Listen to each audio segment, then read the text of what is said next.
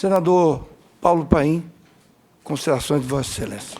Doutor Moca, primeiro cumprimentar a Vossa Excelência pela forma que presidiu e está presidindo essa sessão. E dizer que eu entendo que só tem uma forma de nós caminharmos para encontrar uma solução de um tema tão complexo como aqui foi dito, com muito diálogo, muita conversa. Eu me preocupei um pouco com o tom do debate, né? Porque eu estou me colocando no lugar de quem gostaria de ajudar na construção de uma solução. Então, para mim, aqui o importante não é a forma contundente como cada um fala, mas quero cumprimentar o presidente e vou explicar por quê. No princípio da justiça e da igualdade. Por que até ele deu um tempo maior para o representante da OAB? Porque na mesa nós temos praticamente 4-1. Então tem lógica nisso. O presidente da OAB fala 10 minutos. E cada um dos convidados que eu indiquei falou 10 minutos ou até 12. Então, no princípio da igualdade e da liberdade do tempo de cada um expressar seu ponto de vista, eu até achei que o Laudo ia falar mais. Achei até que ele ia falar um tempo maior. Não, mas quem manda aqui é o presidente. E ele orientou assim, eu entendo que ele entendeu que foi na linha de um grande equilíbrio. Estou cumprimentando a Vossa Excelência. Eu não interrompi nenhum orador. Se tivesse interrompido algum orador, e garanto que teve gente que falou até mais do que ele ultrapassou. Então, não é isso que está em jogo aqui. O que está em jogo é a gente estabelecer uma argumentação e, se for possível, um encaminhamento. Não pode servir aqui. Né? Eu confesso, presidente, à luz da verdade, as pessoas que mandam correspondência sabem que eu leio todas. Eu recebi aqui do meu gabinete, senhor presidente, algumas correspondências e confesso e falo exatamente a verdade, todas elas pedindo para que a gente ajude na construção de um caminho para essa situação tão polêmica. E, na verdade, são todas pessoas que não passaram, na verdade, no curso da OAB. Todos que eu recebi aqui, a minha assessoria passou. Então, nesse momento, presidente, eu ficaria numa linha de que o ideal seria nós estabelecermos uma boa conversa com a OAB. Eu confesso que eu sou daqueles que tem um carinho enorme pela OAB. Oxalá amanhã, depois, todos vocês estejam com a carteirinha da OAB. Oxalá. Eu conheço muito lá o Júlio, que você citou. Não é que ele participou da coordenação da minha campanha, mas eu fiz 4 milhões de votos em 6 milhões de eleitores.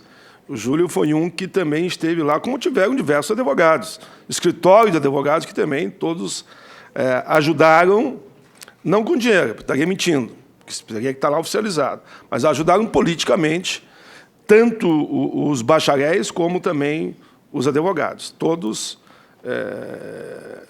colaboraram, digamos, politicamente. Então, eu faço essa referência para não dar a impressão que foi só o Júlio. Todos colaboraram, como colaboraram, tenho certeza, politicamente com a campanha do excelente deputado federal na época e, para alegria nossa, senador, hoje, que é o Moca, e está fazendo um brilhante trabalho nessa casa, elogiado por todos. Pelo carinho que nós todos temos pela OAB e pela visão que aqui foi falada durante todo o período, pela posição do MEC, entendo que o MEC não está interferindo nessa questão. A posição do MEC, existe uma lei, existe uma regulamentação que está aí, e o MEC apenas pondera qual é o seu papel nesse processo. Mas quero também, com o carinho que eu tenho por todos que estão na mesa, todos, dizer que é praxe também nessa casa, pessoal. É praxe, claro que é legítimo, que bom que nós temos em plena democracia, que quem quiser protestar, que proteste da sua forma e expresse aqui o ponto de vista. Mas é praxe aqui na casa, me permita que eu fale, eu, presidente, como autor do requerimento, quando o presidente de uma instituição ou quando um ministro não pode, que ele pelo menos mande um representante autorizado por ele. O brabo mesmo, o brabo, que eu fico muito brabo, é quando o cara não vem e não manda o representante e nem sequer justifica. E acontece muito isso. E acontece muito isso aqui na casa. No caso aqui do presidente da OAB, mandou o secretário-geral e o ministro Paim mandou a responsável pelo setor na área, Eu estou fazendo essa consideração na linha da busca do equilíbrio, no campo da, não sou advogado, viu? No campo da razoabilidade, e de que a gente consiga, depois dessa audiência pública, e o nosso presidente Moca é especialista nisso, que temos nos aconselhado, me permita que eu digo isso, mutuamente, a gente tentar construir um caminho. Eu tenho aqui a relação de todos os projetos que estão tramitando. Sabe, a gente conseguisse reunir todos os projetos, colocar numa mesa, dialogar com a OAB, na busca da solução, sem nenhum pré-julgamento. A OAB, para mim, é que nem o Congresso. Podem criticar o Congresso. E não pense que eu digo que não criticam o Congresso. Pode criticar. Mas não existe sistema nenhum no mundo, para mim, melhor que a democracia. Eu sei que todos vocês pensam assim. E mesma coisa a OAB. A OAB, para mim, é uma instituição, para mim, que tem que ser respeitada. Podemos ter divergência com diretorias, e é normal. Como, por exemplo, eu venho do área sindical.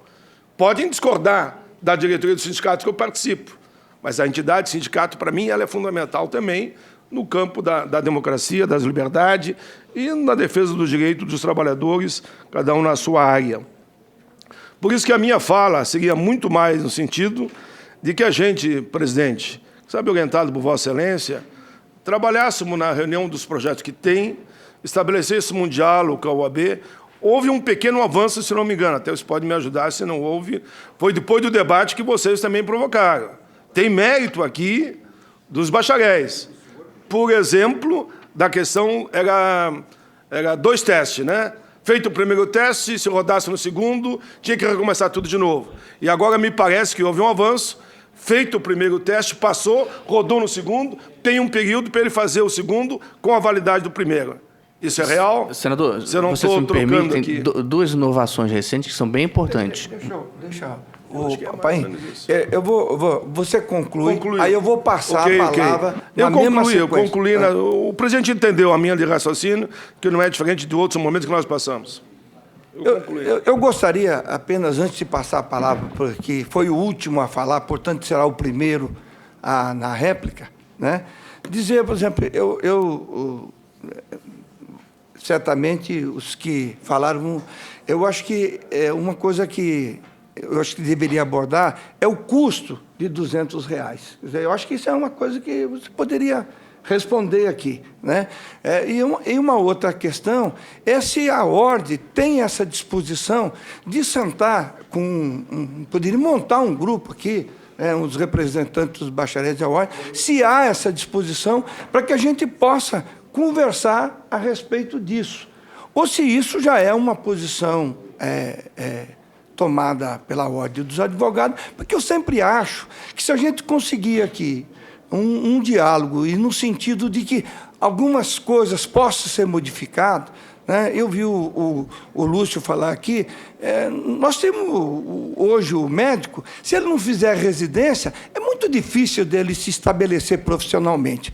Mas ou estudante de medicina formado em medicina, ele vai lá, se registra no Conselho Regional de Medicina e ele pode exercer a medicina, independente de residência ou não. E não há, a não ser em São Paulo, que é um exame de proeficiência, mas é uma coisa específica do Conselho Regional de Medicina e que avalia isso durante o curso. Porque uma coisa também tem que ser colocada aqui, eu quero chamar a atenção aí da representante do MEC. Olha, um aluno que faz 5 anos de Direito, e aí ele não consegue uma nota mínima, essa faculdade também tem que ser questionada, né? Porque como é que é isso, né? Quer dizer, são 5 anos estudando. Quer dizer, a faculdade aprovou aquele aluno, ele concluiu o curso. E aí, nesse percentual, quer dizer, é muito pequeno. Então, faculdades, várias vezes, com alunos que não têm um percentual, né, de aprovação, teria que ser questionado o conteúdo, a forma, enfim. São coisas que eu acho que, de alguma forma, vai ajudar. E, quem sabe, se tiver essa disposição, a gente pudesse fazer realmente um grupo de trabalho. Eu sei que a representante do MEC já disse que uma coisa é a graduação, quer dizer, é a formação do profissional, e outra coisa é o exercício profissional. É verdade o que o que disse o presidente do Conselho Federal aqui, da Ordem dos Advogados. A legislação diz que cada entidade de classe vai dispor internamente como é que isso daí pode ser. Mas me parece que há uma pressão que esse fato é recorrente. Não é a primeira vez que a Ordem enfrenta esse debate. Eu acho que a Ordem tinha que fazer também essa... Me permita, esse reconhecimento. Como fazer para isso? Porque veja que é recorrente o assunto, é insistente, essa insistência. Então, talvez fosse aqui. Eu dei aula durante 15 anos, mas aula de Química, depois no curso de Fisiologia, mas não é uma coisa que me parece, essa coisa recorrente, eu acho que era importante prestar atenção nisso. Essa é a minha opinião. Com maior respeito, eu acho que a Ordem é uma instituição importante, eu acho que sempre será valorizada, né? E eu, particularmente, tenho um respeito muito grande. E vou passar a respeitar mais a Ordem se ela tiver a humildade também de ouvir os representantes aqui dos bacharéis em Direito que estão pedindo aqui alternativas, colocando, né? Outras questões que vieram me procurar aqui, não vou permitir, a não ser os expositores e o senador aqui, porque senão eu não consigo terminar essa audiência pública. E eu quero garantir às pessoas, inclusive o doutor que me procurou, que quer formular a denúncia, eu já me coloquei à disposição, ele vai fazer um requerimento ao país, esse requerimento será debatido aqui. Só que eu não queria confundir essa discussão hoje aqui. Quero o maior respeito, principalmente para milhares e milhares de bacharéis de direito que estão, na verdade, estão argumentando. Agora, que tem que ter um critério, tem. A Ordem adotou um critério, esse é o critério universal. Agora, é legítimo que eles se organizem para contestar isso, é legítimo. Mas a Ordem, até por uma decisão da Suprema Corte, também tem legitimidade para propor, pelo menos nesse momento, o exame de acesso à carteira da Ordem dos Advogados. Não sei se eu fui claro, mas o meu encaminhamento, meu caro senador Paim, é que, ao ouvir o presidente do Conselho, representante da Ordem dos Advogados do Brasil, se a gente pudesse dar continuidade, porque projetos de lei estão aí, mas se a gente conseguir construir um acordo, um entendimento, esses projetos vão tramitar com muito mais facilidade. Se não for possível, aí não vai restar aquilo que o representante dos acadêmicos vai pegar as assinaturas e fazer com que tramite um projeto lá na Câmara e aqui, exigindo ou pedindo a gratuidade. É claro que isso é uma forma de também se contrapor, porque aí você também diminuir os recursos financeiros da entidade. Eu pelo menos, estou enxergando dessa forma. É claro que, ao exigir a gratuidade, você dá acesso a milhares e milhares de pessoas, e, sobretudo, a estudantes pobres que não têm essa disponibilidade, muitas vezes, para pagar a cada vez que entra no exame da Ordem esses R$200. Não sei se eu fui claro, mas é a minha participação. Mais uma vez, dizendo ao presidente, por favor, né? O Senado da República tem um imenso respeito pela Ordem dos Advogados do Brasil. Mas esse imenso respeito não vai nos impedir de dar voz e participação àqueles que discordam ou divergem da questão do exame de ordem. Tomara que a Ordem entenda desse jeito, e eu quero crer que as pessoas que vieram aqui fizeram críticas duras, mas de forma respeitosas, e eu acho que a Ordem tem que ouvi-las.